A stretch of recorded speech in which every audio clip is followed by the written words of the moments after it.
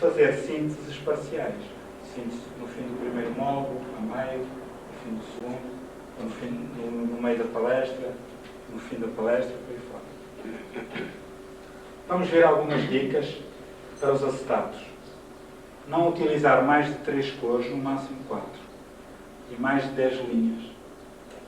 Principalmente se forem manuscritos. Fica muito compacto. O auditório não deve sentir com antecedência a ajuda que lhe vai mostrar. Devemos procurar partir sempre ao efeito de surpresa. Se tivermos acetatos, não dizemos assim, atenção, vamos projetar acetatos. Não? Ou alguma coisa na manga, por exemplo, aquele caso da PCI, não é? Um gravadorzinho, deixar ser uma surpresa. Evitar ler o acetato. Por exemplo,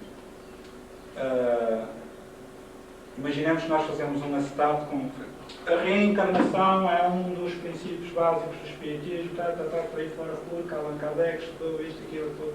Pomos um trecho muito grande e depois lemos o acetato. Não vale a pena. E isso estamos a passar, ao fim e ao cabo, um atestado de estupidez às pessoas, porque as pessoas, na maior parte, sabem ler. E elas sabem ler. Então, devemos pôr no acetato tópicos. Depois desenvolvemos, desligamos e falamos sobre isso. Há uma coisa que eu só me apercebi no outro dia, quando um amigo nosso foi fazer uma palestra às Câmaras da Rainha. E quando se está a trabalhar com acetatos, não se deve olhar para o quadro. Pegar na caninha, tal, aqui, não mais 3 cores, etc. Porquê? Porque lá estamos a tendência para nos virar de costas para as pessoas e de perder impedância na voz. Então, vamos virar de frente para as pessoas e apontamos no acetato com caneta. Mas ter o cuidado para não franzir o sobrolho, porque a luz, de facto, fere a vista e podemos começar a fazer caretas e tal, e depois o público não sabe bem se é dos acetatos ou se somos nós que estamos mal dispostos ou se estamos fartos daquilo ou qualquer coisa. Temos de ter atenção a isso. Às vezes é difícil, porque quando, por exemplo, as pessoas têm muita sensibilidade à luz, né, na vista, podem ter essa dificuldade. Evitar mostrar o acetato, já falámos nisso. Nunca arrumar enquanto fala. Nunca, de vez em quando convém olhar para ver se ele está direito, porque às vezes nós pensamos que ele está direito e ele está torto. E então convém acertar. Nunca arrumar enquanto fala. Temos muito hábito, no fim da palestra, bem, meus amigos, terminou, acabou, tal, não sei, e a pessoa, cara, está a falar ou está a arrumar as coisas? Não tem tempo de arrumar, nem que seja até à meia-noite, no fim das pessoas irem embora. Estamos a comunicar e a comunicar. No fim de comunicar, arrumamos. Fazer as duas coisas ao mesmo tempo dá a sensação que não temos consideração pelas pessoas. Okay? Comunicar tem de ser uma coisa com uma ação com muita vontade e com muita dinâmica.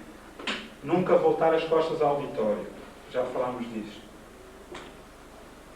Nunca diga, isto é fácil, isto é importante. Se nós dissermos às pessoas, isto é fácil, pode não ser. Pode estar alguém no auditório a quem seja difícil de entender, porque não consegue elaborar os mesmos raciocínios, e essa pessoa vai se sentir inferiorizada. Mas afinal aquilo é fácil, ele até diz que é fácil, porque é que eu não entendo?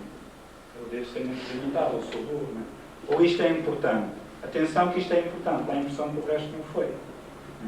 Eu tenho muito esse defeito. Isto aqui é importante. Dá a impressão que o outro não é. Isto também é importante, se quisermos referir.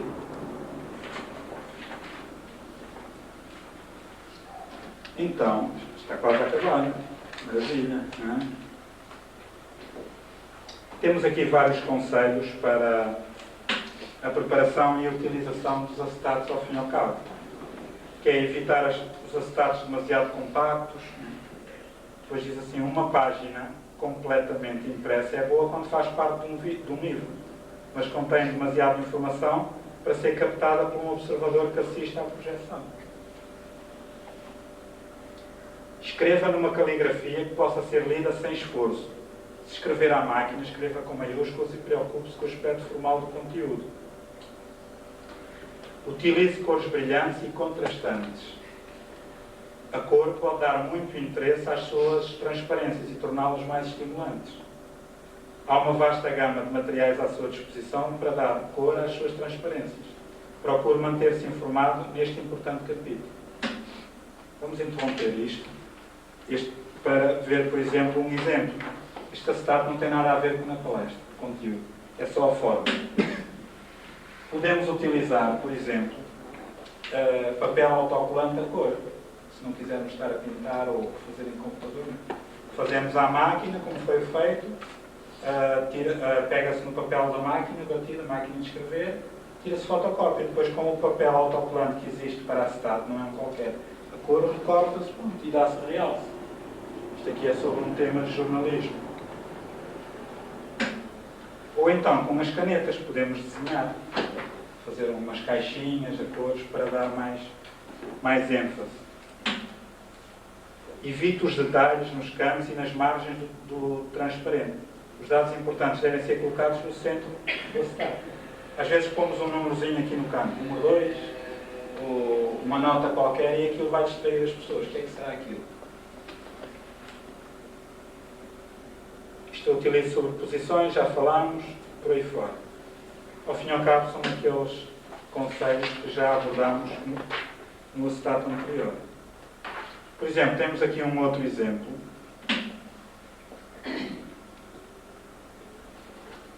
Um conselho de André Luiz sobre como escrever na imprensa. Foi um acetato também feito em computador, em que fizemos uma caixa manualmente, não é, com uma caneta. Fez ali um sublinhado na imprensa para destacar. Podemos puxar pela imaginação.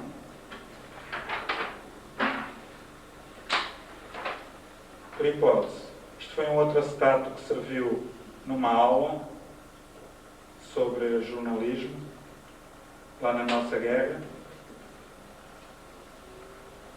em que só depois de eu projetar é que apercebi-me que ele tinha um erro.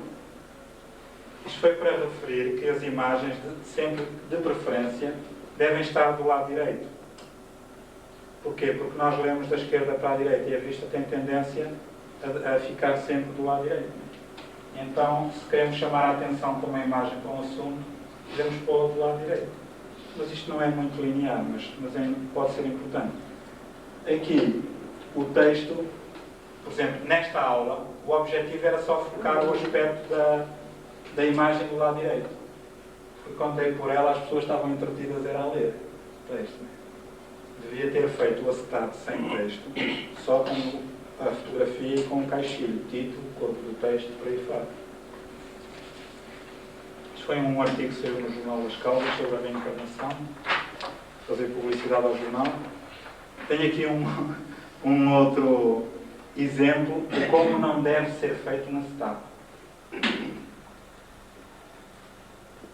Isto é um exemplo de um péssimo acetato, que é um outro artigo sobre a reencarnação. Isto é uma coisa maçuda. Vamos estar a ler agora, e as pessoas a ler, não dá. Tem de ser por tópicos, não é?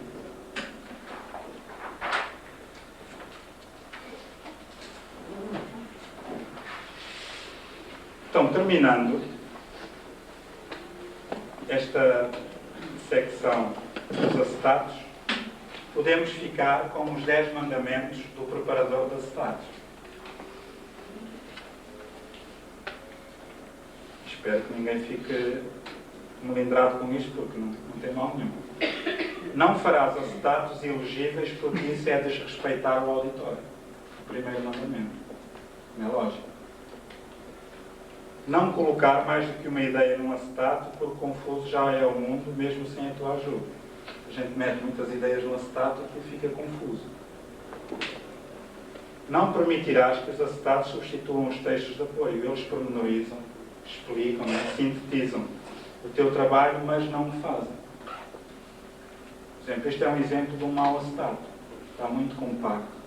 Vocês certamente estão a ter dificuldade em acompanhar, não é? Não imitarás nos acetatos o arco-íris. Este tem 7 cores visíveis e o acetato não deve ter mais que 3, excepcionalmente 4. Às vezes, uns acetatos muito borratados, com muitas cores, depois distrai a atenção, que é a informação. Não farás acetatos com mais de 10 linhas, porque um acetato ainda não é um jornal, principalmente se for manuscrito. Não farás acetatos para ti, mas para o teu auditório. é ele o objetivo a atingir. Às vezes nós fazemos acetatos muito bonitos, etc., porque gostamos deles. Temos ver se o auditório vai gostar. Eles são para o auditório. Não lerás os acetatos projetados, que é o que eu estou a fazer, porque as pessoas não são analfabetas. Por acaso, no âmbito em que isto foi feito, até não é, mas pode acontecer no centro espírita aparecer alguém que não saiba ler, não é? Escrever e até convém ler. Não deixarás o retroprojetor aceso por longos períodos, pois a palestra não é uma discoteca e as luzes psicodélicas estarão ali deslocadas. Se ficar aceso, entretanto, tiramos o acetato, depois as pessoas metem as mãos, etc. Fazem assim, metem as mãos, isso distrai, depois tiram o acetato, fica a luz acesa e isto distrai. Então não devemos fazer isso. Nem tão pouco mexer nele, mas às vezes há soluções de recurso. Então, quando queremos mexer no acetato, desligamos, tiramos e metemos, não andamos ali com a mão por cima. Não dirás, o que ali está escrito não está certo, seja qual for a justificação. Se não está certo, fazes outro acetato e projetas. Assim como não se deve dizer, este acetato não é meu. Ele está mal feito, a não ser que seja para realçar um acetato de excelente qualidade. Aí, humildemente, podemos dizer, isto não é meu, está tão bem feito, isto é de uma amiga, etc.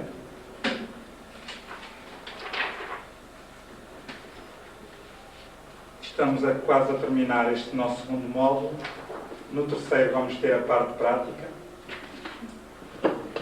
que é muito mais rápida. Entretanto, tenho aqui algumas notas com interesse que gostávamos de partilhar. Vejamos. As histórias pessoais que tenham uma oportunidade estimulam e descomprimem o ambiente. Contar uma história, algo que se passou. Por exemplo, eu costumo contar uma história que eu acho deliciosa, quando abordo o tema da fé, que é o caso onde isto não foi inventado, é verídico. Passou-se em Barroselas, e perto de Viana do Castelo, onde a minha mulher é oriunda. Então o meu sogro é uma pessoa muito castiça, muito enérgica, com um dinamismo incrível, ligado aos levantamentos antropológicos e por aí fora. Então, ele é muito devoto de Nossa Senhora de Fátima, todos os anos vai a Fátima em peregrinação. E, numa altura foi a Fátima e encontrou lá uma senhora de Barroselas, por aqui, etc., conversar. Então, uma promessa é vir a pé, desde Barroselas, perto de Viana do Castelo. Então, alguma promessa, problema de saúde? Não. É que tenho uma trica com fulana, que era a vizinha do lado, e se Nossa Senhora me ouvir, quando eu chegar agora a Barroselas, ela vai ter os animais todos mortos. Vejam bem, o poder da fé, né? E das promessas, etc. Aquela senhora foi fazer uma promessa a pé de Viana do Castelo, isto é verdade. A Fátima, para que Nossa Senhora matasse os animais, desse pré-clareco aos povos, aos galinhos, da vizinha com quem ela não se dá. Então, esta história é tão deliciosa que eu costumo utilizá-la para descomprimir quando falamos de promessas, de fé, etc. Não fica amarrado ao equipamento. Por acaso, aqui tem de ser. Mas não fiquemos amarrados, por exemplo, ao quadro. Está a falar, fez o bonequinho, e depois continua a palestra ali, agarrado ao quadro. Ou agarrado ao coisa. Não, procuremos movimentar-nos na sala, etc. Dando uma ideia da aproximação entre as pessoas, de dinâmica. Movimentos e gestos sóbrios. Se a gente começa a gesticular muito, gestos muito enérgicos e tal, o que é que acontece? Às vezes podem pensar que estamos com algum ataque. Os nomes técnicos, os nomes estrangeiros, né, devem ser escritos, bem como as expressões pouco usadas. Né? Por exemplo, ao bocado quando falámos no Dr. Fred Hoyle, né, devíamos ter escrito o nome.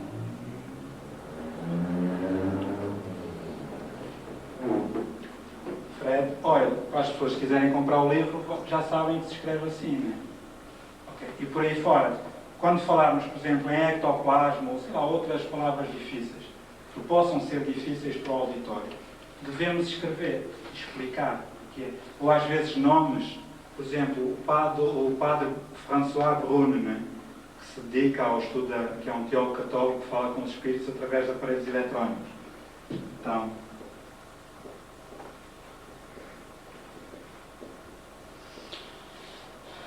a gente escreve, François Bruno, pronto. Quando vemos um livro à venda dele, olha, afinal é aquele padre. Também é aprendizagem. Ok?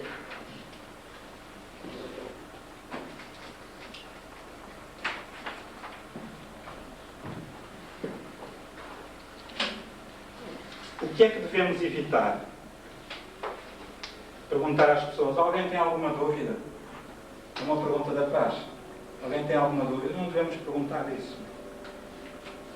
Porque às vezes pode inferiorizar a pessoa. A pessoa pode pensar assim, eu tenho dúvidas, mas não digo, se os outros todos não têm, é porque não têm dúvidas. Se eu tenho, eu sou mais boa que os outros. Temos de jogar com isso.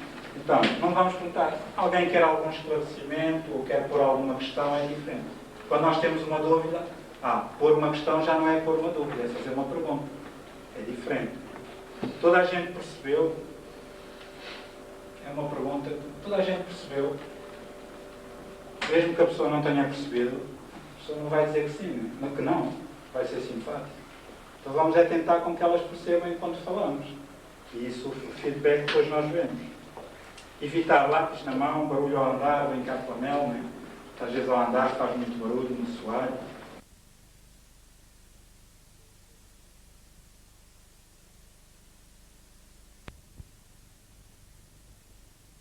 É visível para toda a gente, a visibilidade, não é? E todos os meios didáticos devem estar prontos e à mão, okay? Para que não se perca o ritmo da palestra.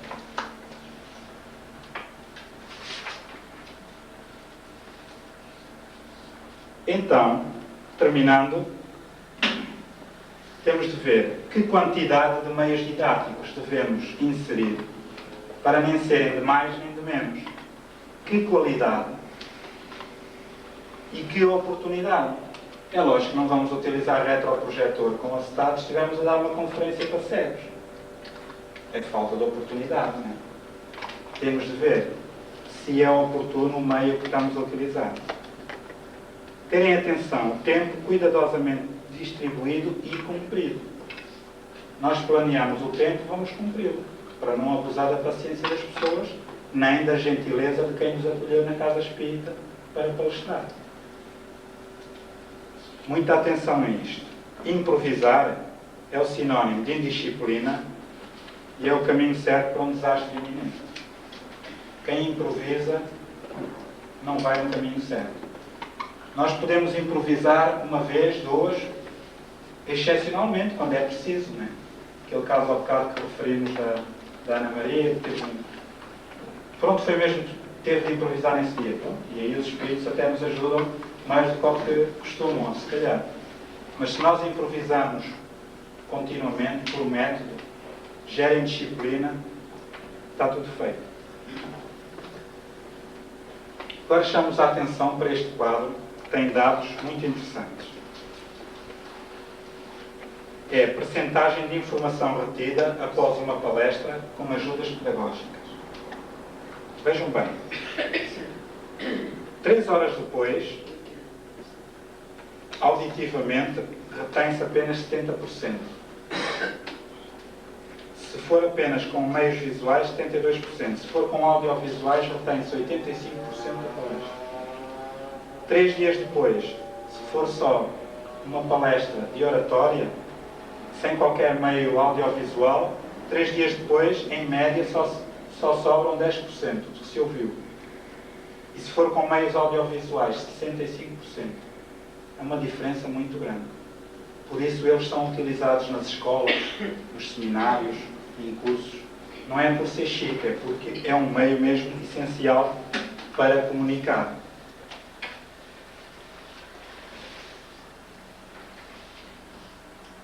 E porquê é que isso acontece? Porque existem os níveis de concentração. Vejamos neste gráfico estudos relativos à teoria da aprendizagem, o que eles nos dizem. No início da palestra, a concentração está alta. É a expectativa da pessoa que quer ouvir. Nos primeiros 10 minutos a concentração atinge o máximo, que a pessoa está concentrada. A partir dos 10 minutos de palestra até aos 40, a concentração desce. A pessoa começa-se a desligar. E entre os 40 e os 50 minutos, isto é feito para uma aula numa escola. Entre os 40 e os 50 minutos, a concentração sobe, se o fim da palestra for bem feito, bem planeado, para remotivar a pessoa. Então vejam bem, se isto é assim, como é errado nós falarmos durante muito tempo numa casa espírita. Não é por falarmos muito que as pessoas vão aprender mais. O ideal era que as palestras tivessem em média 30 minutos e que houvesse depois um espaço de pergunta e resposta. E em 30 minutos podemos dizer muita coisa. Tenhamos atenção quando aparecerem estes sinais de perigo. Pessoas do público a olharem para a janela. Sinal de atenção, estão desligados do palestrante. Há que alterar a voz para os tentar captar. Pessoas a falarem com o parceiro, é muito comum. Fazer um exercício prático. Na altura fizemos esse exercício lá nas Caldas da Rainha, até foi giro. As pessoas estavam assim um bocado desligadas do que eu estava a dizer, estavam a sentir frustradas. Estávamos a falar sobre o poder do pensamento e então fizemos um exercício prático com limão. Vamos fazer um exercício prático, aí toda a gente abriu os olhos. Então, vamos fechar os olhos, vamos imaginar que vamos à geleira, né? Agora estamos a abrir a porta da geleira em nossa casa, estamos a pegar um limão, vamos cortar o limão ao meio, tá? Vamos espremer metade do limão para a boca, vamos chupar aquele sumo delicioso. E vi caras das pessoas assim, torciam-se todas. Pronto, agora terminámos o exercício. Tá, sensações. Eu gostei muito, eu adoro limão. Eu não, eu arrepiei-me todo, etc. Bom, e aí podemos fazer uma aula prática do poder do pensamento. Com a mente nós pensámos no limão, tivemos uma reação somática. Arrepiámos, sensações de prazer ou de desconforto. Foi o suficiente para cativar a atenção da pessoa e continuámos novamente a palestra como se nada fosse. São pequeninos truques que todos nós podemos utilizar. Quando virmos alguém com as persianas a fechar, os olhos ali e tal, contar uma historieta, uma história deste género assim, as pessoas abrem logo os olhos e ficam mais atentas. Despertam a atenção. Porque todos nós somos curiosos. E a curiosidade, meus amigos, eu tenho a impressão que até os espíritos superiores devem ser curiosos. Quem é que não gosta de uma boa... Aqui em cima diz-se cabaneirada, né? Lá embaixo nas Caldas da Rainha é quadrilhice. Então, por último, um checklist ao planeamento da palestra. A palestra está concordante com o seu título? Será que está? Isto até é um checklist interessante para nós termos antes da palestra, para ir verificar. Uma verificação. Os conceitos ou procedimentos poderão ser dominados pelo auditório dentro do tempo previsto para a palestra? Aquilo que eu vou passar pode ser apreendido ou é muito difícil? Vamos ver. Os factos irão ser apresentados de modo a que o auditório os possa compreender na atual fase do conhecimento ou não? Ou vai ser muito difícil entender? O objetivo da palestra está definido de forma clara e precisa ou não? O palestrante tem de verificar tudo isto antes de falar. Há uma relação clara entre o objetivo da palestra e o objetivo do espiritismo? Ou nós estamos a utilizar a casa espírita para falar de política ou de outra coisa qualquer? Se não existe relação, então corta, preparar outra palestra. Ok? O plano da palestra prevê algo que desperte o interesse inicial do auditório e algo para manter esse interesse ao longo da palestra? As diversas fases da palestra estão estruturadas de modo a partir do conhecido para os objetivos desejados? Está previsto realçar pontos importantes da palestra e considerou a sua dificuldade relativa? Temos que considerar isso. O método escolhido é o mais apropriado para o auditório e para a matéria? Pode não ser. Foi planeada a adequada utilização dos auxiliares na palestra? Se foi planeado o uso de acetatos, o uso do quadro, isto? Temos de planear isso. O local da palestra estará devidamente preparado antes de iniciar a mesma? A participação do auditório está planeada ou não? Ver isso tudo. Foi planeada a aplicação prática dos conhecimentos, isto é, uma parte prática, por exemplo, como nós vamos ter agora, ou não? Pois tem assim, se respondeu sim a todas as questões, a sua palestra está devidamente planeada.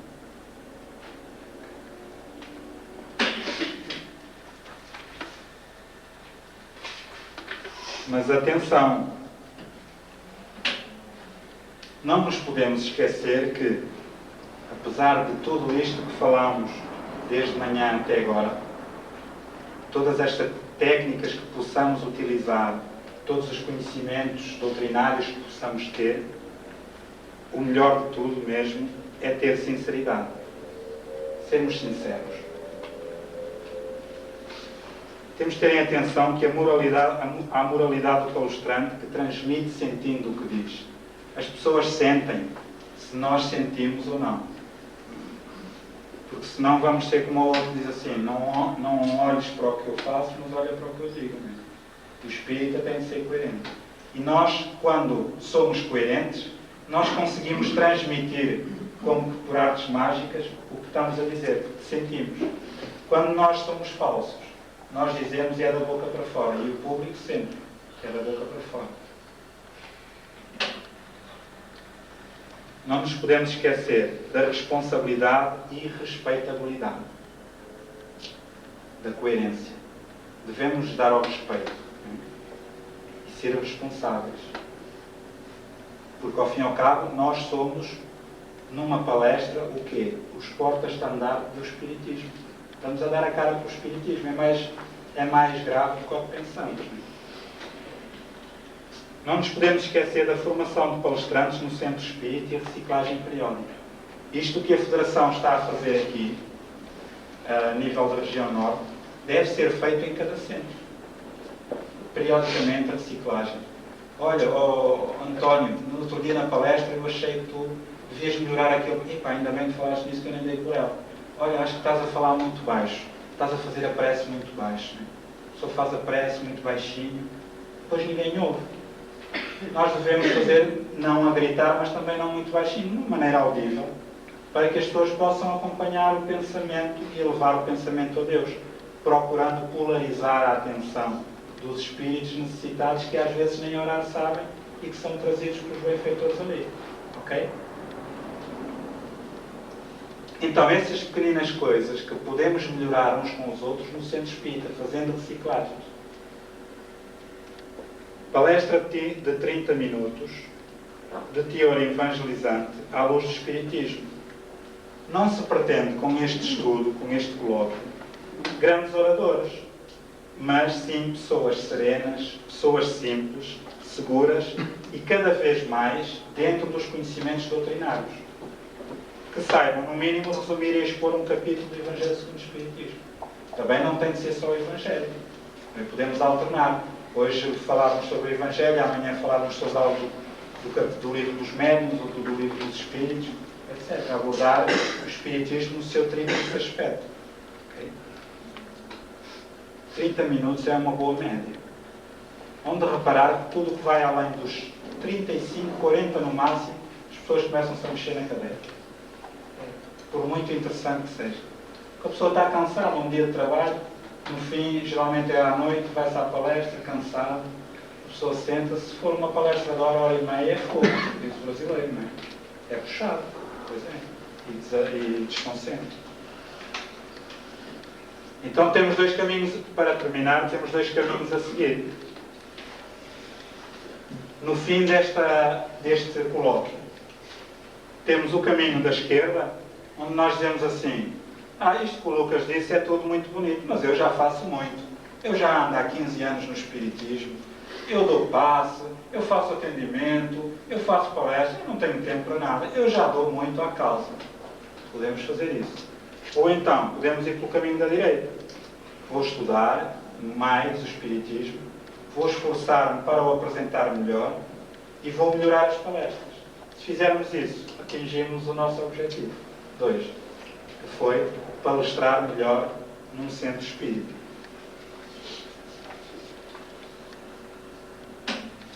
chegou o melhor momento, que é o momento em que eu me vou calar. Agora, vamos fazer um pequeno intervalo, eu sugeria, o que é que acha? De 10 minutos, são 4h30, às 16h40, partíamos para o trabalho de grupo, onde vamos demorar um pouco tempo.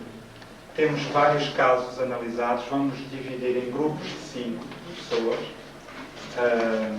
os vários aposentos, penso que não há inconveniente, pois não, da associação, grupos de 5, cada grupo vai ter um caso prático de um palestrante, como se portou numa palestra. E o objetivo depois é responder às perguntas que lá estão, são 2 apenas. O que é que está errado e o que devia ter feito, depois trocarmos opiniões no plenário e terminarmos de preferência antes do horário previsto, antes das 18 horas. Ok? Um breakzinho, ganhar forças para a terceira parte.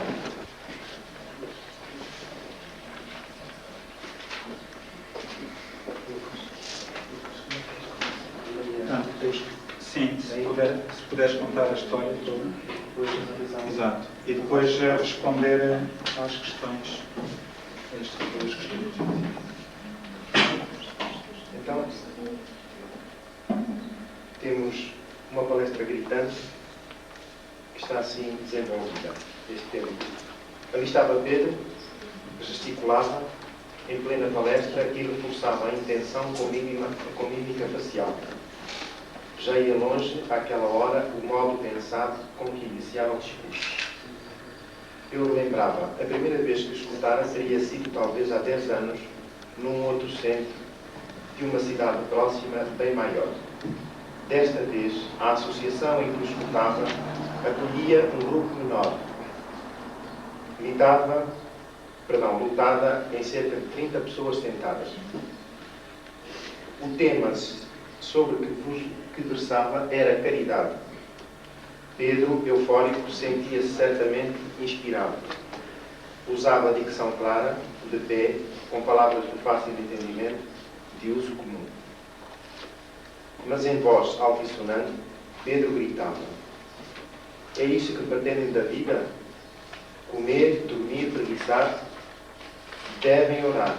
A oração é um grito da criatura aflita dirigido ao Criador. Jesus gritou no madeiro infame: Pai, perdoa-te que eles não sabem o que fazem. Via-se que algumas pessoas no auditório também estavam agitadas. Cruzavam e descruzavam as pernas, mudando a posição dos braços com frequência. Por fim, a palestra terminou, só que 20 minutos depois do estabelecido. Uma senhora, ao sair, vira afixada a tabela de permuta de palestrantes. Parada, escrutava, disse para a filha ao lado: não vejo aqui o nome do Sr. Pedro. Não se preocupe, minha mãe. Vamos consultando nas próximas semanas e, quando for eu, escusamos de vir. Portanto, o que era proposto era saber o que deveria fazer o palestrante, os erros, em primeiro lugar, que encontraram neste palestrante. Da análise que fizemos, resultou o seguinte. Em primeiro lugar, a mímica facial, que não se enquadrava e não justificava a exposição, de forma alguma, como ficou aqui de manhã registado pelas recomendações do trabalho. Depois, já ia longe àquela hora o modo pensado com que iniciara o discurso, o que quer dizer que se tinha desviado completamente do percurso e do planeamento do tema.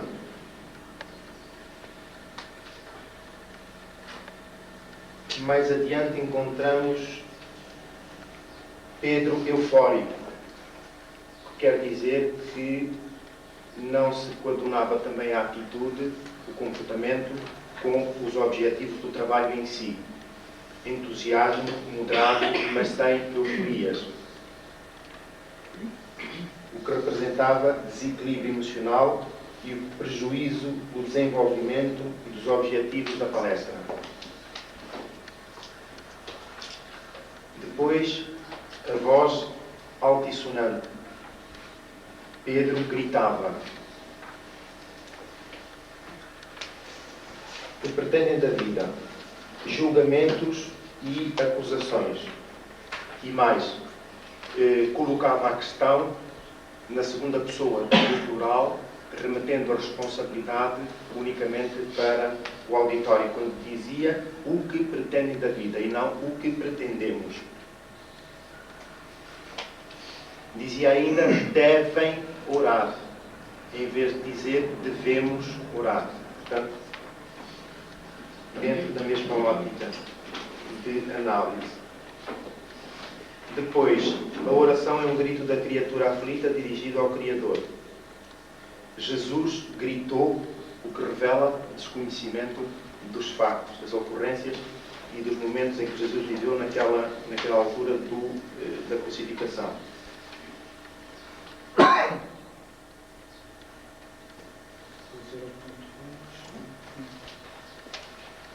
A palestra excedeu em 20 minutos ao tempo estabelecido previamente. Também um descuido do palestrante relativamente àquilo que tinha sido previamente estabelecido. Esta foi a conclusão relativamente aos erros, o levantamento dos erros. E o que deveria fazer o palestrante para não errar. Há aqui um registro de um intervalo entre uma primeira e uma segunda palestra, audições registadas pelas personagens intervenientes. O que quer dizer que entre uma e outra, e num período de 10 anos, não houve evolução.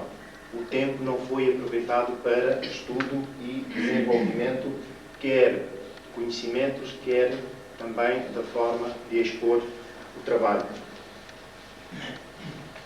Não soube ainda, durante a palestra, medir a reação do auditório, pois há aqui a passagem que refere que o auditório, as pessoas cruzavam e descruzavam as pernas, mudando a posição, e se sentia também no próprio auditório uma certa agitação. Relativamente àquilo que se encontrava correto, entendemos que era a dicção clara, a exposição feita de pé, pese embora a recomendação, a alusão foi feita de manhã, que não haveria qualquer inconveniente que a mesma se realizasse sentado. Mas de preferência de pé, não é? Palavras de fácil entendimento. E ainda uma questão muito importante, que era o facto da palestra ter sido projetada, portanto idealizada, porque aqui refere logo no início do texto de que tinha sido pensada a forma como ela iria ser desenvolvida, porém não foram observados os requisitos para que os objetivos fossem atingidos com clareza, para que o auditório pudesse ser esclarecido e informado. Foi este o resultado da nossa análise. Eu pedi à irmã para se encostar um bocadinho, se tem um bocadinho de lume no rosto para Flávio, os animados. Flávio, na tribuna do Centro Espírita, estava de pé, de mãos nos bolsos. Nesse dia, o auditório enchera, a tal ponto que nem todos se conseguiam sentar. Enfrentava a Assembleia presente como se tivesse sofrido uma enorme decepção nesse dia. Há muita gente que no Carnaval enche a cara com sorrisos, baila no frenesim pagão de orgia. Mas nós outros, se queremos ser escolhidos de Deus, verdadeiros espíritas, temos que ser melhores do que isso. Bem-aventurados os que sofrem, dizia Jesus Cristo, e é, meus irmãos, pela dor que nos aperfeiçoamos. A felicidade não é deste mundo, está no Evangelho. Há uns anos atravessei uma crise de existência grave. Inclusive, cheguei a marcar a data do meu sucedâneo. Um dia estava a ver um programa na televisão da CNN em que ouvi um pregador da Igreja Presbiteriana que me deu um novo alento. Nessa altura, decidi adiar o meu sucedâneo, que teria sido outro que não tinha sucedâneo, tendo em conta o que ouvia. Esse homem ficou gravado na minha memória.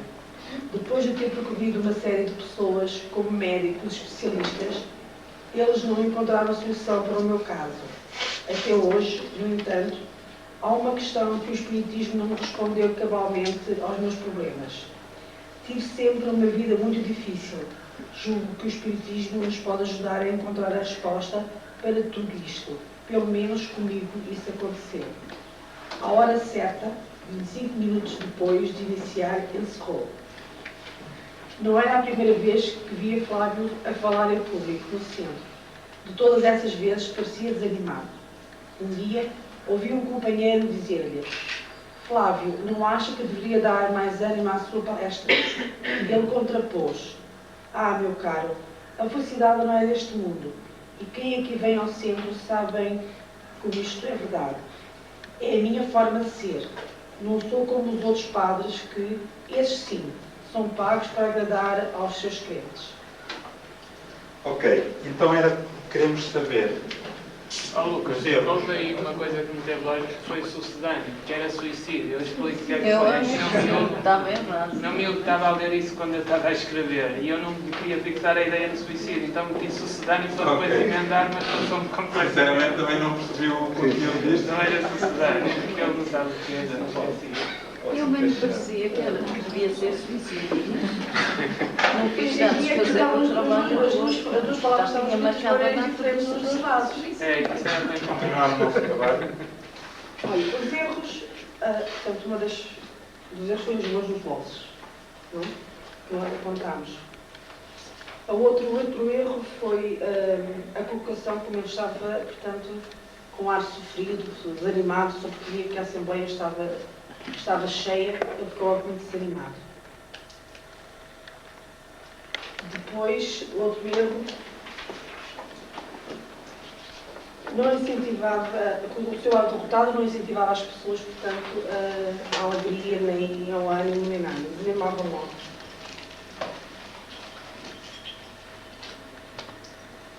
Depois, lamentou-se apenas a falar num caso prático dele, só. Dizer que não tinha encontrado respostas e que nem o Espiritismo não tinha dado resposta. Portanto, ele aqui dá uma demonstração de desconhecimento. Portanto, não é uma pessoa esclarecida. Para mim, achamos que tinha falta de estudo. Um dos erros também foi na palavra cá em cima, mas nós os outros.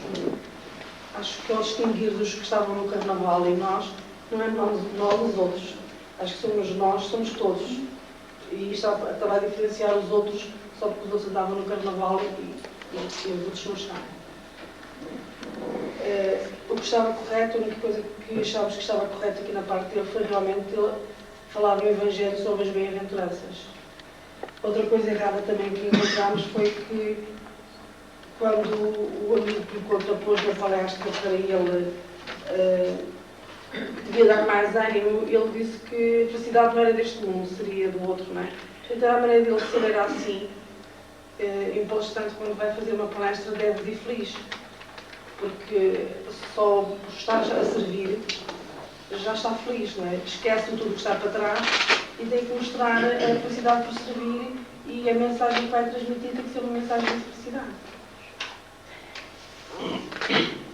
Ok. O que é que ele deveria fazer para não errar? Eu acho que estudar e modificar. Fazer o oposto, não é? Modificar uma renovação íntima.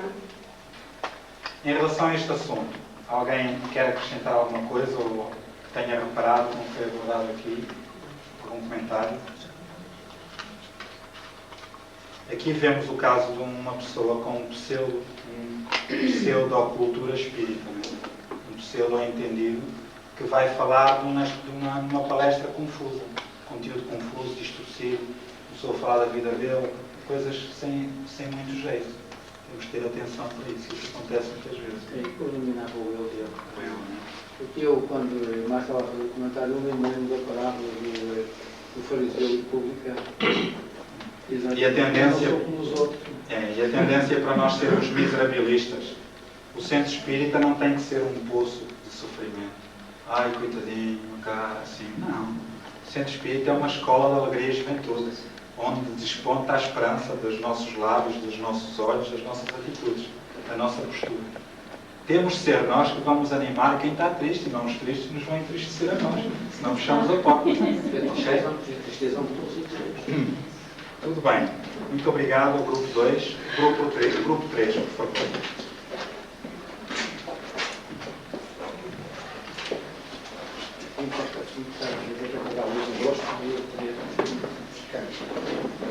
Nós calhou-nos o João bem disposto.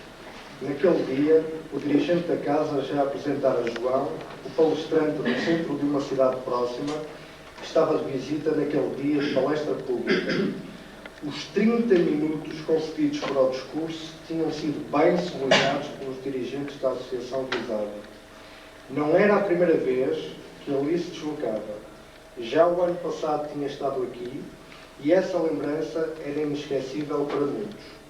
O tema combinado não existia. Fale do que quiser, disse-lhe antes o dirigente do centro visitado. João pigarreou. O tique nervoso era evidente, embora parecesse querer afinar a voz. Começou. Boa noite a todos. Sabem, porventura, que agora, para quem gostar de futebol, se forem ao Estádio da Luz ver o Benfica a jogar, se levarmos connosco uma camisola benfiquista, só pagamos meio bilhete. Fez uma pequena pausa e continuou. E se levarmos uns calções e umas chuteiras, então até nos deixam jogar por eles. Na assistência, alguns sorriram. Presumivelmente os de outros clubes. Mas algumas pessoas não fizeram uma cara necessariamente agradável. Seriam esses benfiquistas ou acharam que tal assunto não devia ser tocado naquela hora? João não estanejou. Contou logo mais 3 anedotas seguidas, alinhadas aleatoriamente, e ganhou mais sorrisos na sala. Uma última brincadeira tocava uma criança, resolveu palestrar sobre contributos do espiritismo à educação dos filhos, ressaltando a importância da criação da classe de infância espírita em todas as associações. Às 2 por 3 havia uma palavra constante que aparecia e reaparecia no discurso de João, efetivamente, geralmente associada a meus caros confrades. Bem disposto, assunto puxa assunto, acabou por ultrapassar mais 20 minutos o tempo concedido, mas, estranhamente, nem o dirigente da casa dera por isso. Okay. Pronto, agora nós temos aqui posto como os erros. Exato. Nós temos logo, desde o início, e fizemos isto de uma forma um pouco sistematizada, que foi pigarrear, portanto, um tique nervoso que revela alguma insegurança e, ao mesmo tempo, uma falta de preparação para qualquer tema. Porque, apesar de ter sido dada a liberdade para ele falar do que quisesse, começou logo por um tema completamente fora do contexto, que foi o futebol. Portanto, veio para um tema fora do âmbito espírita. Depois, contando a anedota relativamente aos benfiquistas, do mau gosto, diga-se de passagem, foi por isso, suscetibilidades entre os ouvintes, quer nos benfiquistas, quer nos não benfiquistas, que estivessem na plateia, mas que acharam, portanto, que o tema era completamente fora do contexto, quer dizer, não tinha nada que vir ali. Portanto, que era inadequado à altura. Ao mesmo tempo, persistiu no erro, contando mais anedotas fora do contexto. Com a anedota da criança, a última que contou, veio na direção de um tema de interesse apropriado ao momento e local e válido para o desenvolvimento da casa e doutrina espírita. Conclusão. Chegou ao tema que deveria ser central pelo caminho errado, podendo ter começado por este tema, e o lado de ter palestrado no ano anterior. Em relação a este assunto, alguém quer acrescentar alguma coisa? Concordam? Discordam? Força. Eu só queria acrescentar o seguinte, fazer uma observação particular, que nem o dirigente da instituição deu conta das ocorrências, não é? Das violações. O que que é de veras Falta de vigilância do dirigente da sessão, não é? Que devia também estar. Devia interferir. Ok, vou Se dar calhar deveria ter interferido antes, não é? Uma vez que ele já não era a primeira vez que lá estava. Ok. O número 4. Muito obrigado pela tua colaboração, pela vossa colaboração. Fica aqui. Vamos dar a luz no relógio para ficar bem no filtro. Júlia, a jovem cansada. Apontemos. É raro ver alguém assim jovem, de tenra idade, aposentar, enfrentar quem acorre ao centro espírita no dia da palestra. Deveria andar pelos 17 anos aquela menina. Parecia inibida, o que se compreendia. Rosto compenetrado, no tentáculo que a balizavam. Já fizera, havia-nos contado o dirigente 2 palestras no seu próprio centro. Na primeira ela mostrara-se nervosa e falara apenas durante 10 a 15 minutos. Mas agradou. Na segunda vez, já se mostrou mais à vontade.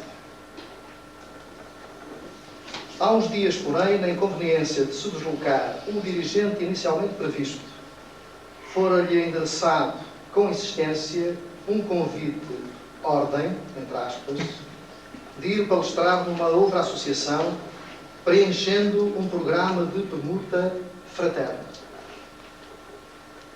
O tema não havia sido definido. Disseram-lhe que falasse segundo a sua inspiração, entre aspas.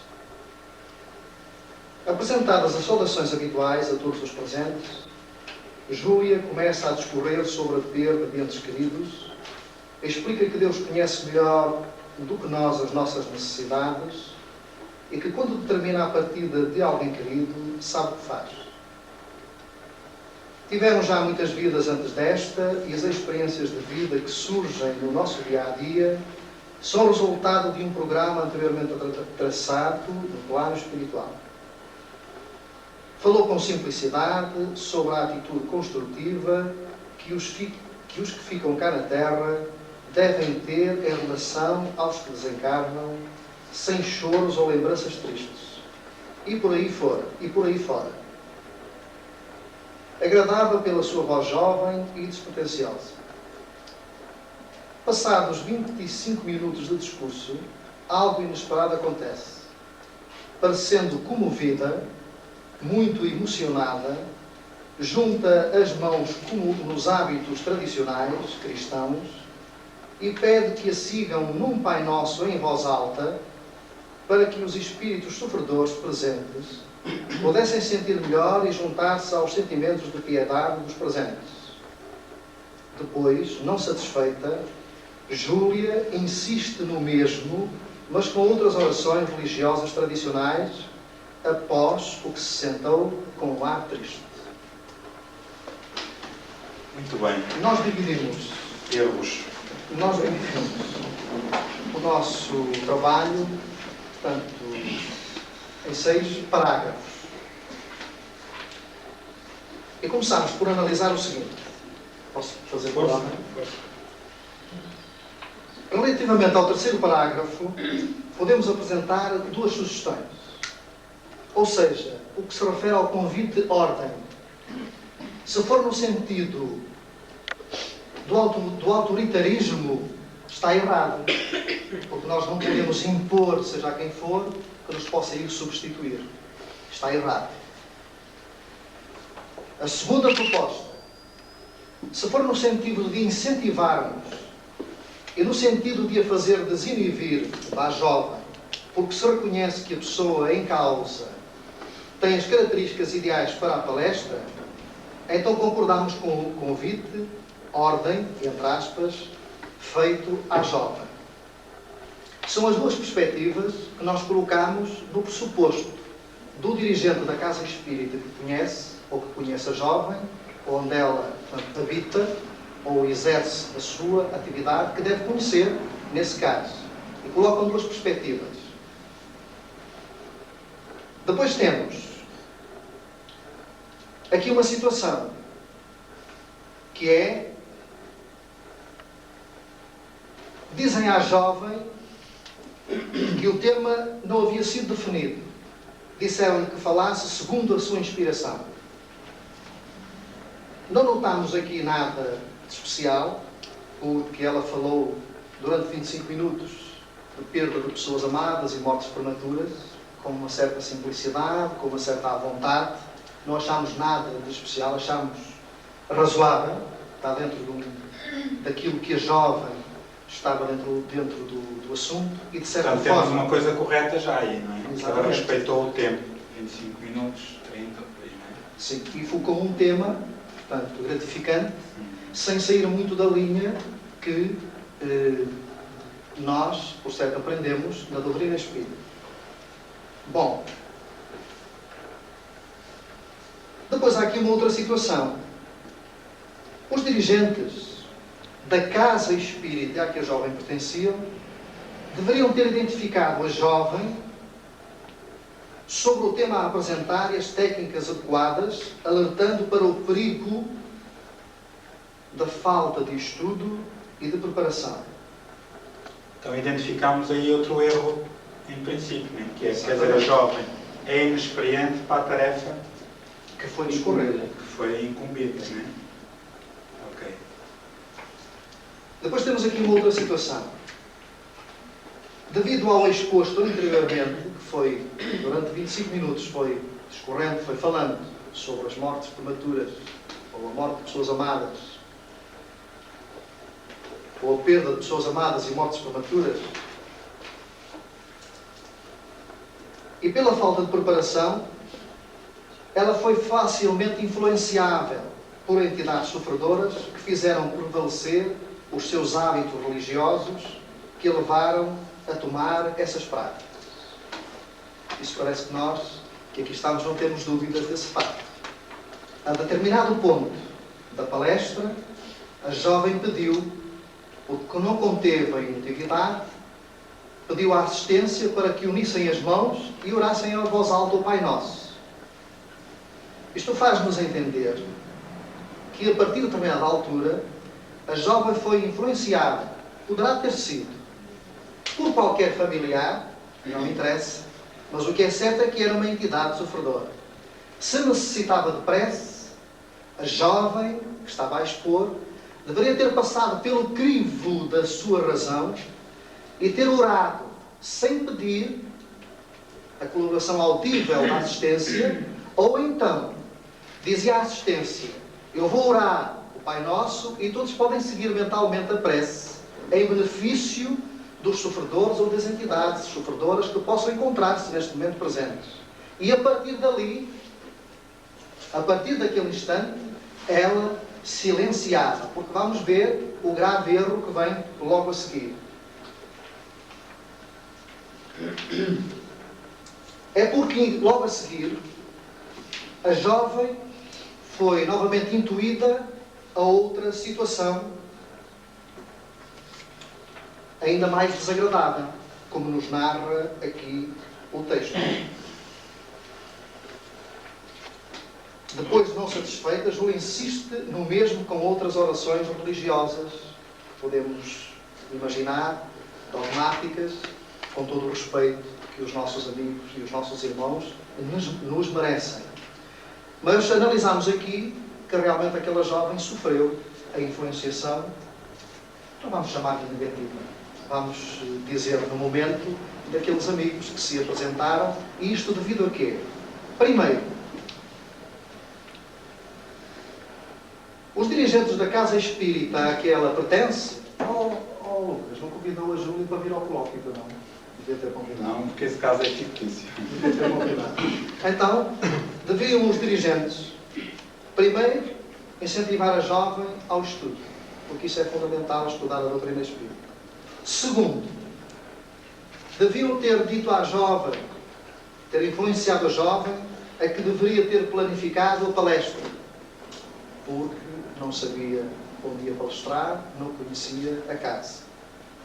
Terceiro, o estudo da doutrina espírita faz com que nós possamos controlar as nossas emoções.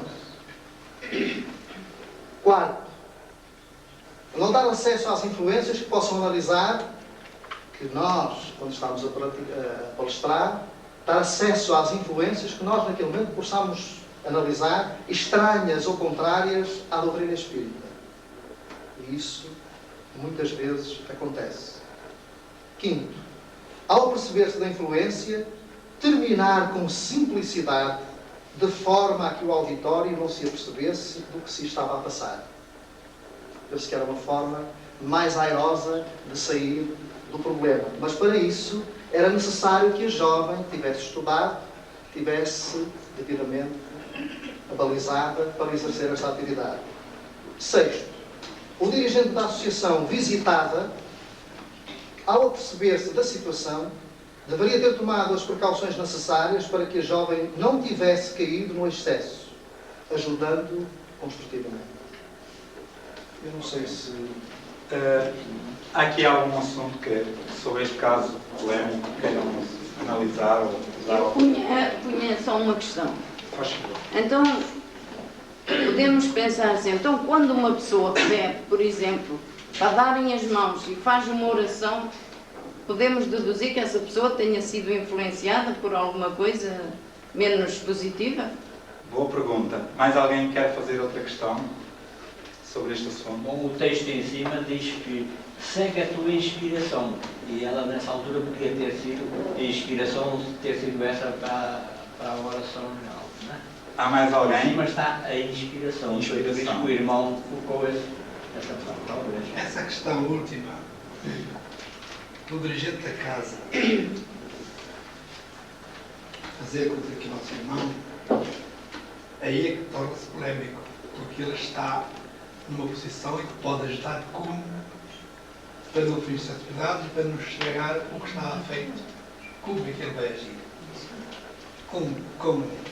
Digamos, com muito carinho para aquela principiante, com muito respeito para com a assistência, com muita caridade para com aqueles que por dizia estão a assistir, como é que ele ou ela que estivesse representando ao Senhor.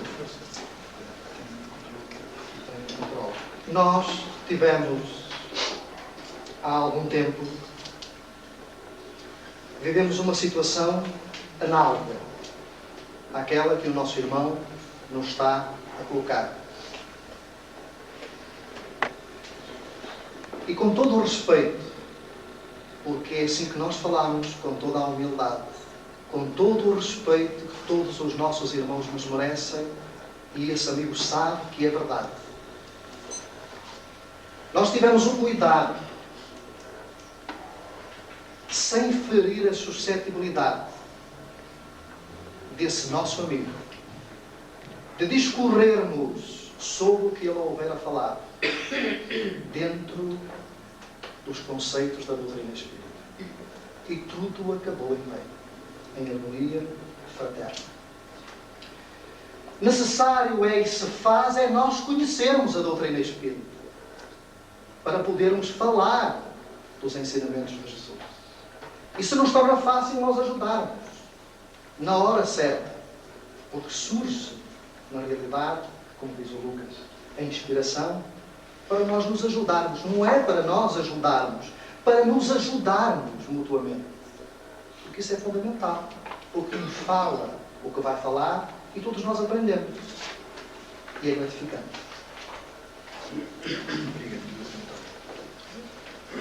Eu gostava só de tocar aqui um assunto que vocês não focaram, que é o ar triste da Júlia. Portanto, ela está a falar com um ar triste, não é? Para além de todos os outros assuntos. Só um bocadinho sobre esse assunto. Sim, muito rápido. Era para responder àquele nosso amigo que falou abordou esse assunto da jovem, da inspiração. Eu reportava precisamente que no fim, precisamente do texto,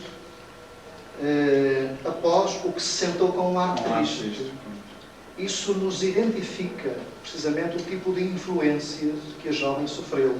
Porque se ela tivesse sido beneficiada com influências positivas, corretas, ávidas em transmitir conhecimentos nobres, então ela se sentava alegre, feliz. Então ela se sentou triste.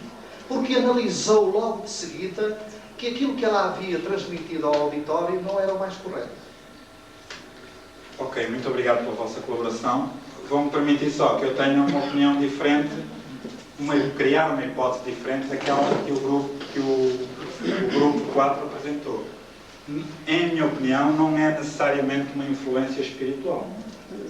Nós podemos estar, pode ser, mas podemos também estar perante um caso de uma pessoa imatura que foi lançada às feras, passa a expressão, sem estar preparada para uma determinada tarefa. Para já, o dirigente deveria acompanhar uma pessoa que não tem experiência para lhe dar um certo suporte psicológico para ir falar, não é? Mas a pessoa deve treinar primeiro na sua própria casa antes de começar a falar na casa alheia. Paralelamente, eu penso que poderá ser mais um caso de atavismo.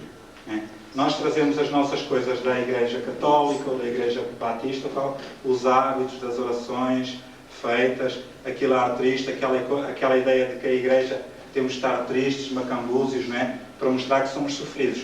Poderia também ser um atavismo, a pessoa não estar esclarecida, não estar ainda educada de como deve trabalhar, estar a postura numa palestra, e então a pessoa fica assim porque acha que está bem.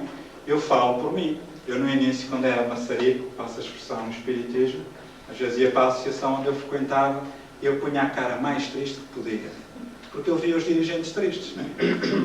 E um alegre à beira dos tristes, acaba de ficar triste e não se põe a pau. Então, pronto, eu pensava assim, isto deve ser assim, a gente tentar aqui que é para receber o amparo dos bons espíritos. Não eles vêm alegres e não nos dão um passo, né? Então, pode ser também uma questão de atavismo. Reparem, há aqui uma outra situação que importa esclarecer, que é a questão das orações. No meio espírita, não vamos aqui deixar regras rígidas. No meio espírita existem duas vertentes. Existem pessoas que dizem que não há problema nenhum em rezar o Pai Nosso, a Ave Maria, no fim e no início da palestra. E há outros que dizem que não gostam. Então há quem defenda e quem seja contra. Quem defende diz que o Allan Kardec tem preces espíritas feitas no Evangelho segundo o Espiritismo. Claro que tem. Mas também temos de ver uma coisa, o contexto em que o Evangelho segundo o Espiritismo foi feito. Não é? Naquela época, etc. Era um romper das mentes, da postura mental daquela época. Então era preciso, enquanto as pessoas não começassem a elaborar raciocínios por si próprias, a libertarem-se desses grilhões a que estavam presos do passado, aqueles vícios mentais de submissão, era preciso que as pessoas tivessem algo onde se agarrassem. Então, certamente, por isso, apareceram aquelas preces para que as pessoas orassem aos bons espíritos por o falecimento de alguém, etc, etc. Não quer dizer com isso que nós tenhamos de seguir as preces do Evangelho. Os bons espíritos aconselham que a prece deve ser espontânea, brotar do coração, não é? Com o máximo de amor possível, fazendo apelo ao melhor que nós tenhamos no nosso íntimo. Então, isto é um caso polémico no movimento, cada um fará de acordo com o bom senso, não vamos ditar regras. Vamos a isso sim, chamar o porta-voz número 5. Para terminarmos o nosso trabalho. É o último? É? Não, mas é o último. Bom, é que eu para mim eu acho que seria o mais fácil. Um músico. Manuel, naquele dia, estava destacado para visitar um centro espírita ali próximo, acompanhado da tarefa de palestrar. Ainda jovem, o tema que lhe tinham proposto era não separar o que Deus juntou, relativo ao casamento. Metódico, ciente de que os benfeitores espirituais encarnados se inspiram melhor em duas oportunidades do que numa só, prepara no sossego de sua casa o roteiro do discurso.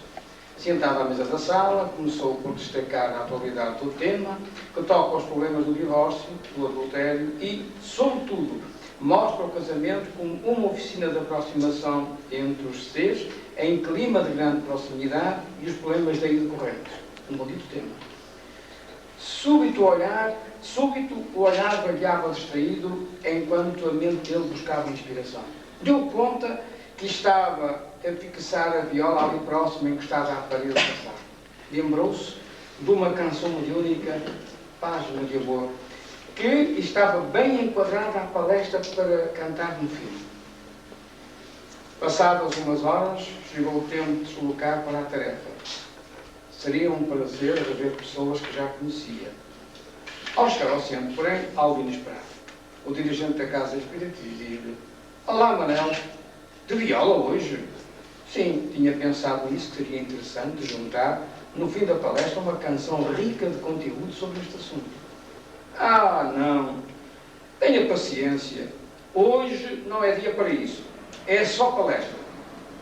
Manuel, sem problemas, arrumou a viola ali ao lado, discreto e feliz, na mesma, pelo ensejo de servir. Atendeu à tarefa sentado do princípio ao fim, com voz monocórdica. Muito bem. Eu vou ler. Vamos então aos erros. Vou aos erros. É bom. A primeira parte não tem erro, aliás, que ele seguiu um método que é aconselhável.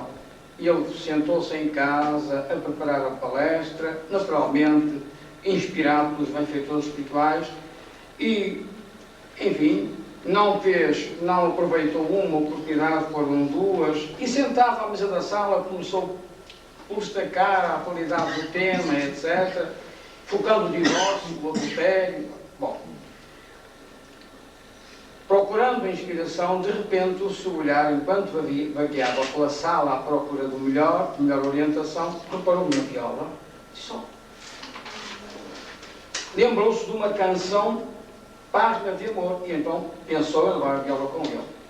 Mas acontece o inesperado. Ele, com tudo preparado, de armas, desculpem, entre aspas, de armas e bagagens para fazer a palestra, quando entra no centro, o dirigente pergunta: não, porquê é que vejo viola? Ai, cá não há nada disso, nós não autorizamos isso. Hoje não é dia próprio. E pergunta-se, perante uma reação dessas, o palestrante como é que fica? De mãos atadas? É sempre difícil. Quando ele vem com tudo preparadinho, alguém vem com tudo preparado e lhe dizem assim, de chofre, nós não queremos nada disso, sem pedir explicações. Eu acho que aqui há uma culpa do dirigente. Então aí o erro é a atitude do dirigente. Que podia, Manuel, mas traz a viola porquê? O que é que vais fazer com ela e tudo mais? E o Manuel disse, olha, tenho isto assim, há uma canção que no final seria ótimo nós cantarmos essa canção de amor. É uma página de amor que se liga com o tema. E ele não permitiu isso. Nem sequer procurou saber porquê ele trazia a viola. Eu acho que ele devia perguntar. Devia o fazer. O resultado de tudo isso é o seguinte, é que o Manuel ficou sentado, um erro, ele devia falar de pé. E a sua voz não teve nuance absolutamente nenhuma. É quase como uma pessoa que lhe faltou alguma coisa, ou que disse assim, tu vais falar, mas tens que falar segundo aquilo que nós queremos. Uma voz monocórdica. Ele ficou como que amordaçado quando disseram, não, tu aqui não podes usar a viola. Ele ficou de certo modo, entendo eu, e embora o parecer no grupo não seja todo igual, e isso eu peço depois, quando for necessário acrescentar alguma coisa, que o Tiago, o Álvaro e outros que participaram do Cacano possam dizer algo mais. Mas eu acho que um dos erros é o dirigente, logo à partida, quando viu que nós aqui hoje não é dia para isso. Então quem vai fazer a palestra, o palestrante é que deve vir armado com tudo aquilo que é necessário. Então vamos ver uma questão só. O que é que deveria fazer o palestrante para não errar? O palestrante devia manter, pelo menos, uma das hipóteses que ele tinha, embora não deixássemos a viola, ele podia naturalmente cantar a canção no final da página de amor. Porque o que lhe faltou, se ele tinha levado a viola, se lhe tinha sido permitido levar a viola, ele tinha de certo modo terminado numa fase boa à palestra, porque ela tinha sido, enfim, não tinha sido boa, porque tinha sido monótona, porque ele não deu nenhuma nuance à voz, manteve a voz sempre no mesmo tom, e isso faz com que as pessoas adormeçam, e portanto a canção no fim seria, vá lá, como nós acabamos de ouvir há pouco aqui pelo nosso irmão Lucas, seria como que subir um pouco a atenção das pessoas que estavam a ouvir. Para além do erro que nós notamos, que ele falou sentado. Mas eu não sei o que é que estava sentado e com voz monocórdica. O que deveria fazer era falar de pé e com uma voz menos... Com contraste, com uma voz com contraste, não é? Não discordamos desse ponto de vista. Mas ele continuar com a alegria que tinha chegado. Com a alegria. Okay. É que eu vejo aquela alegria de dizer sim a tudo e não manter. É aquilo que uma pessoa pensou fazer. Ele devia ter mantido, porque ele foi desmotivado. Ele devia ter sido firme na sua formação. Não tinha. E o que é que estava correto? Antes de entrarmos no debate propriamente dito, o que é que estava Correto correto? é toda a preparação que ele fez do tema. Preparou o tema. O tema e juntava no final, que era bastante interessante, que era a música com o título Página de Amor. Vocês repararam, a viola funcionava como um recurso didático. Mais Exato, não é? exato. Ok. Eu acho que ele devia ter reagido, olha, irmão, o meu tema está preparado para isso, no final eu tenho isto assim, mas não há aqui explicações, não há aqui explicações. Ele aceitou, muito feliz e tal, e depois foi o que aconteceu. Vamos ver, temos já 2 pessoas inscritas para falar. Irmão Caetano. Nós discordamos desse ponto de vista porque o palestrante deveria ter obedecido às regras, aos princípios da casa. E o facto de lhe dizerem que não era o objetivo, não era o oportuno, pegar a viola e cantar, ele deveria fazer a palestra normalmente, sendo as regras ao princípio. Vamos ouvir aqui a nossa opinião. Eu acho é que ele podia vir com um meio didático, mas ter escolhido outro tipo de meio didático, não é? Porque ele conhecendo a casa, conhecendo o ambiente que ia encontrar, por exemplo, não é muito normal nesta casa, uma quarta-feira, chegar aqui o palestrante com uma viola. Nesta e em outra coisa. Estou a dizer nesta casa. Muito bem. Acho muita piada um grupo de 6 pessoas, mas se ela acontecesse. Isso é ótimo. Isso é ótimo. Ok. Eu tenho algo para vos contar. Eu gostava de... Eu tenho algo para vos contar. Vocês não conheceram o Irineu Gaspareiro. Alguns conheceram. Não, tem 1 minuto para terminar. Eu conheci o Irineu Gaspareiro e um dia ele apresenta-se na comunhão espírita que está com uma viola. Ninguém o proibiu. E sabe a canção que ele cantou? Com Cristo no barco todo vai muito bem, vai muito bem. Então a gente gostou. Mas ninguém o proibiu. Temos de analisar aqui, este tema foi muito interessante, embora inicialmente parecesse mais simples, mas não foi mais polémico se calhar. Vamos ver, há aqui alguma coisa para analisar.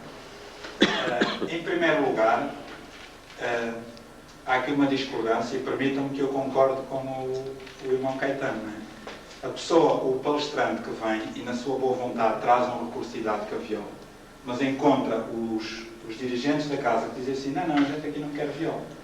É um ato de humildade e de entendimento fraterno entender a atitude, embora incorreta. Não tem havido explicações. Entender, meter a viola no saco, neste caso mesmo, e fazer só a palestra. Agora, esta situação hipotética pode-nos alertar que isto pode acontecer. Porque o espiritismo é essencialmente cultural. É cultura, não é?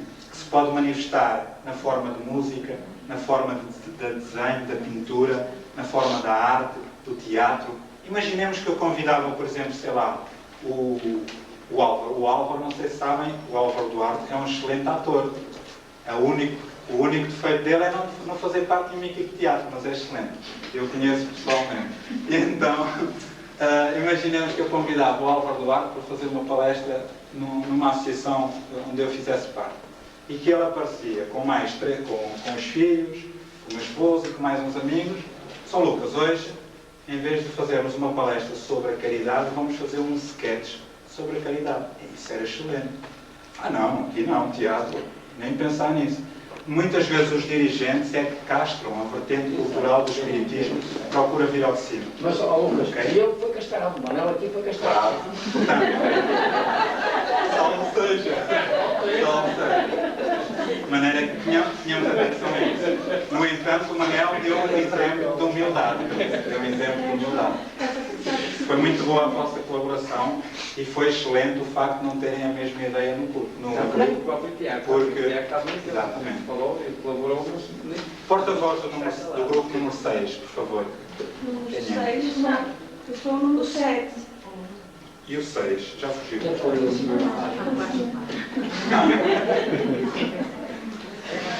Eu pedia só que fôssemos breves, o grupo 6 e o 7, dentro do possível, para terminarmos aqui.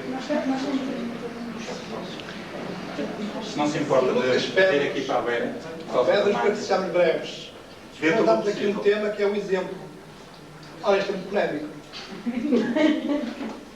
E como é polémico, nós, em bom consenso, respondemos também para a polémica. Mas eu vou ler. O exemplo Mário, convidado a proferir palestra naquele centro espírita, cujos trabalhos têm início às 21 horas, apresentou-se ali às 21h23. Disse que tinha confundido a hora. E como na sua associação era assim, pois bem, tomou a tribuna e abordou o tema conduta espírita nos vários aspectos, conforme combinado anteriormente. Explicou que não é o hábito que faz o monge. Dissertou sobre a importância de atender à responsabilidade de respeitar ao pormenor quem se relaciona connosco no trabalho, em casa, na rua. Entretanto, notou-se que durante a palestra, exposta em viva voz, várias vezes falou no horário rigoroso que deve existir na casa espírita, sobretudo para início das atividades, bem como na pontualidade dos seus membros e frequentadores. Falou que os benfeitores espirituais, muito ocupados nas suas diversas responsabilidades, têm horários pelos quais definem a rentabilidade e rentabilizam a sua capacidade auxiliar. E nós, todos, devemos respeitar isso. Dizia ainda, os espíritos sempre falaram com as pessoas, desde todos os tempos que isso aconteceu. Se nós estudarmos a história, e eu por acaso tenho feito, verificamos que essas comunicações são antiquíssimas. As religiões dos povos antigos, os egípcios, os gregos, na Índia e na China. Havia curiosidade dos povos em saber o que é que o futuro lhes reservava. O destino, os negócios, no amor, etc. Então consultavam as pessoas que tinham capacidade para ouvir o espírito dos mortos, que lhes transmitiam as suas instruções. Portanto, os materialistas, aqueles que só acreditam na matéria, não têm razão quando dizem que só a ciência conta. Todo o resto não tem valor. E a seguir vem assim. Erros. À espera. E os que estavam representados a casa ainda deram a chance de ter, pronto, fiz lá qualquer coisa para todos ficarem contentes. Na linha B. A linha B é o que estava correto. O que deveria fazer, não é? Não, o que estava correto. O que deveria fazer é o número 1. Ok. Porque, embora erradamente, fez a palestra e para que o auditório, que estava esperando durante 30 minutos de atraso, pois agiu de forma mais correta, que lhe foi possível, ficando desse modo sujeito a comentários de assistência, uns positivos e outros negativos, mas algo ficou no ar. Desde que tenha perdido desculpas de assistência. Porque nós estamos numa época em que, efetivamente, o trânsito às vezes não deixa chegar. Mas aqui não é o trânsito. E acontece, pode acontecer. Agora, eu pergunto, se realmente isso acontecesse numa casa, estaríamos nós 20 minutos à espera? Quantos? Por palestrante? 23. Ou teríamos tomado iniciativa logo e substituído o indivíduo que tinha horário? Foi não? Sem dúvida. Mas, como nós O temos palestrante deve estar pelo menos meia hora antes da palestra, não é? Depois ainda cá uma rasteira, seguida da rasteira. Ora, nós ao responder temos agora que polémica, se vocês quiserem fazer perguntas. Portanto, vocês identificaram a falta de pontualidade e a falta de coerência, não é? Diz uma coisa e faz outra, o que não dá respeitabilidade à pessoa, não é? Nem à doutrina que ela prega. O que é que ele deveria fazer? O oposto, não é? E ele devia, em vez de entrar por aquele tema da pontualidade, a exigência de mostrar, muitas vezes se faz, não é? Não, ia entrar para um outro, porque dentro deste capítulo da conduta espírita tinha muito para onde fugir e entrar neste, de repisar. E dar o exemplo. Okay. O que estava correto, eu reparei aqui também numa coisa, que é na segunda, no segundo parágrafo. Tomou a tribuna e abordou o tema conduta espírita conforme combinado anteriormente. Ele tinha previsto o tema, preparado o tema. Ok. Acho que isto é dele. Muito bem, obrigadinho pela vossa colaboração. Há alguém que queira? Tiago, força. É mais um trabalho, é o sexto e quinto também foi muito, em que aqui vê-se mais o erro, entre aspas, palavra erro, da parte do dirigente da associação do que propriamente do bastante. Porque porque se a associação aguardou 23 minutos, em princípio não devia. Não é? Então, por que não o palestrante dar continuidade ao tema previamente escolhido? Dado que, se eu entendi bem, ele chegou atrasado não porque quis, mas porque confundiu, não houve aqui uma intencionalidade de chegar atrasado. Se eu entendi bem. É isso que está aqui, sim. Se não houve intencionalidade. Na associação dele, estava bem meia. Então, se não houve intencionalidade, e se a associação permitiu esperar por ele 23 minutos, por que não há de desenvolver esse tema? Claro. Perfeitamente de acordo, não é? Portanto, ele tinha previsto o tema. Aí há uma dupla falha. Há a falha do palestrante, que deve estar pelo menos meia hora antes, não é? Para se ir preparando a palestra na associação. Ele atrasou-se. E aí há a falha do dirigente, que deve cumprir os horários. Se o palestrante convidado não apareceu, pode ter tido um acidente, uma doença súbita, alguém começa e faz uma palestra de recurso. Portanto, devemos ter sempre alguém preparado com uma palestra de recurso para essa situação. Mas ele preparou o seu tema, chegou atrasado.